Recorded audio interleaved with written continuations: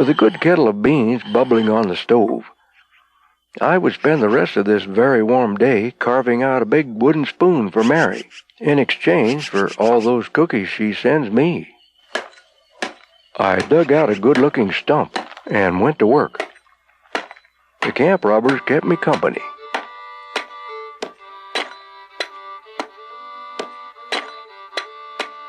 Nature provides so many things, if one has the eye to notice them. It is always a pleasure to see what you can make instead of buying it ready-made.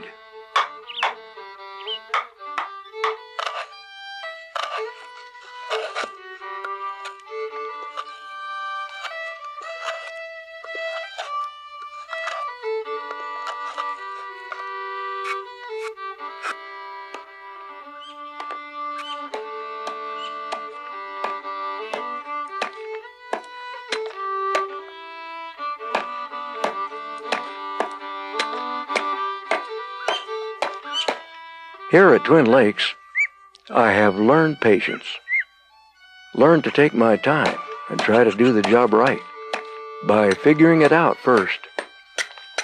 No sense to rush it and go off half-cocked. There's plenty of time out here.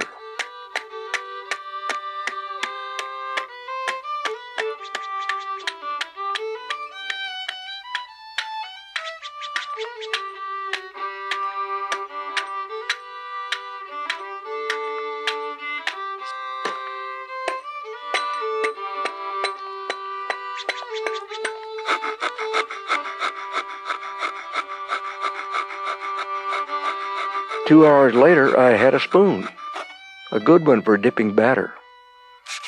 A bit more sanding, and it would be ready for a coat of shellac. I do hope that Mary likes it.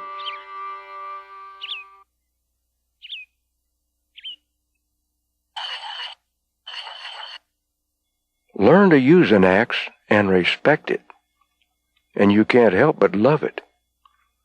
But abuse one, and it will wear your hands raw and open your foot like an overcooked sausage. I enjoy working for my heat. It seems to make my food taste better. It's the end of October now, and the good weather is still holding. But all signs tell me that winter is not far away.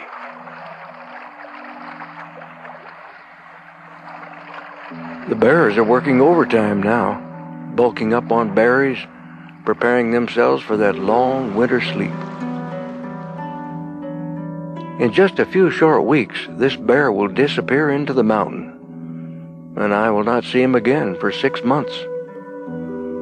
I will miss his company. The fall season at Twin Lakes is the pretty one, but always too short.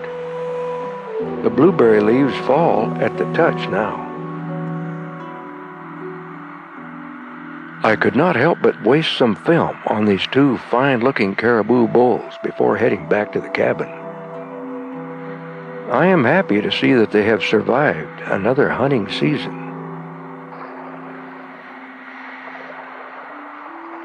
A stiff breeze and some big waves. It's as rough as I have seen it.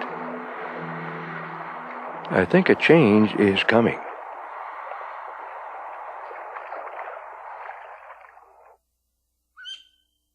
Now at 7:30, it has stopped snowing.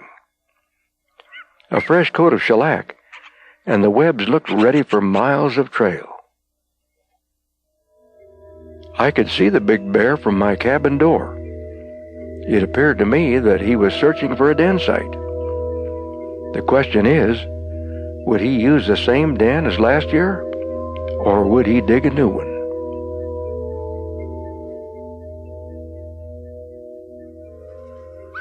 Dead calm and 6 degrees. As cold and still as it is, the water has now become too thick to stir with a paddle. The canoe looks out of place on the beach with so much snow. It will do me no good now. So I towed it up to the point and wrestled it into Spike's cabin. A tight squeeze, but at least it was covered. An ideal day to work at my wood supply. Making wood is never a waste of time in cold weather. The dead tree was a good one, not completely dry, which is better for holding fire.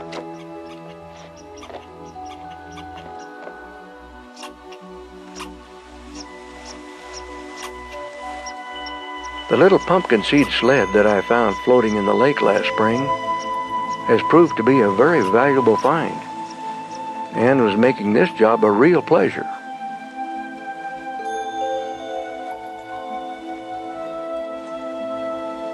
Six good sled loads when I got it all to the woodshed. And it began to snow again. There's nothing like watching a real wilderness storm from the window of a snug little cabin. With all this snow, I can't help but wonder about the sheep on the mountain. It must take a lot of digging for very little feed.